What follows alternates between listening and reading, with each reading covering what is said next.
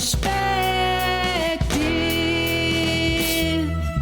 stories of success, avoid struggles they've met.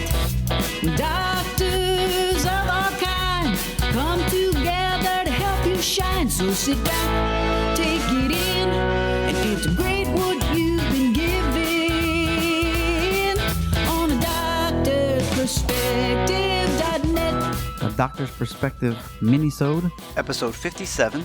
Welcome back. During the month of March, during the coronavirus, Blinkist, one of my favorite apps, was doing a bunch of free books. It's book summaries. They take about 10 to 12 minutes to read.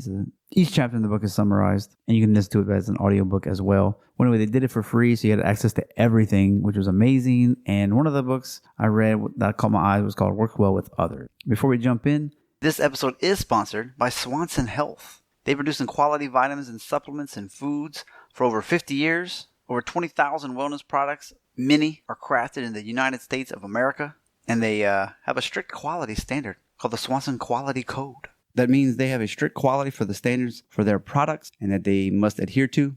And I have used them off and on in the past, so I'm glad that they are a sponsor for the show. And if you want to try any Swanson Health's great products for yourself, use code DOCTORS20, DOCTORS20 for 20% off at swanson.com. All right. So Works Well with Others. It's kind of like an interview and work type of book.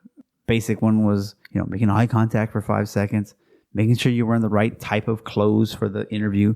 Obviously, if you're a rock band and you're trying to audition for the bass, a suit's not going to work for you. But in most cases, a suit is probably what you would want to wear.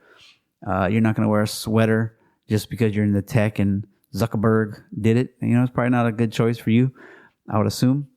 And besides, it changes your psychology and just kind of everything about you. You feel good with a great tie, with a good suit that fits well.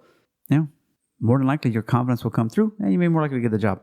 For doctors, obviously, we know big words. Some of us use big words regularly and read articles and others don't. Some of us struggle with communicating to the patient on their level.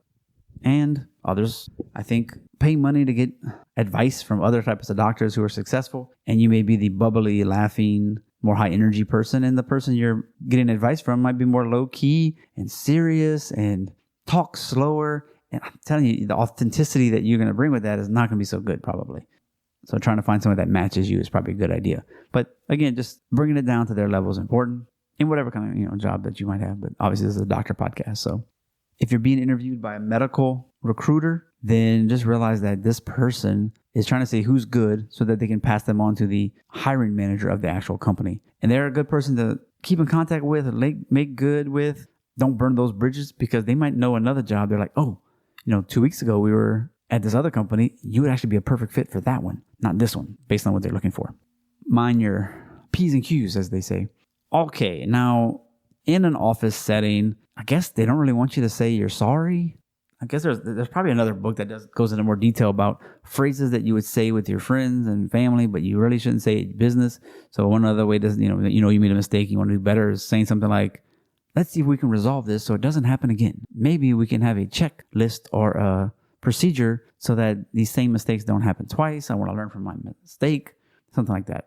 And they also were talking about respecting people's time and things. So, hey, let's go grab dinner or some coffee. Well, grabbing might indicate you don't respect them. And what are we going to do with this coffee? Like, why am I spending my time with you? Who are you? What do you want from me? Because usually you want something. So you might say, let's set a date to discuss these details. Or let's make an appointment, right? So just setting it up to hey, I respect your time. I understand that your time is valuable. Can I have 30 minutes of your time? And they might say, we don't need to go drive around and find a coffee shop. Just come to the office and we'll just knock it out. And that might be better for everybody. So that's what I got for you today. A doctor's perspective.net/M57. And you will be able to see the transcript and the beautiful picture I picked out for the episode. Listen, critically think, and implement. As always, if you want to give us a 5-star review, that would be fantastic. Especially if you're a past guest. Go ahead and show some love. Share these episodes on your social media. Just click that share button. It won't hurt. If you liked it, just share it. And one more thing before we go. If you wanted to teach your kids Spanish or Chinese, just to enrich their vocabulary and expand their minds, the trilingual coloring books are available. So it's 6 different books of all kinds of different animals, and the ones in the water, ones that fly, exotic animals from Africa and Australia, with the name of the animal in all 3 languages. So it's kind of a color and activity book for a kid, as well as a way to quiz them with flashcards and things. They can all be found at Amazon, or you can go to drjustintrosclair.com/coloring. All right. Y'all have a good week. 16 Ways to Hold a Chopsticks, a doctor's perspective.net/chopsticks. It's the companion to the China Business Dinner. But if you just wanted to learn how to use chopsticks better and stop making excuses, pick up the PDF. It's free.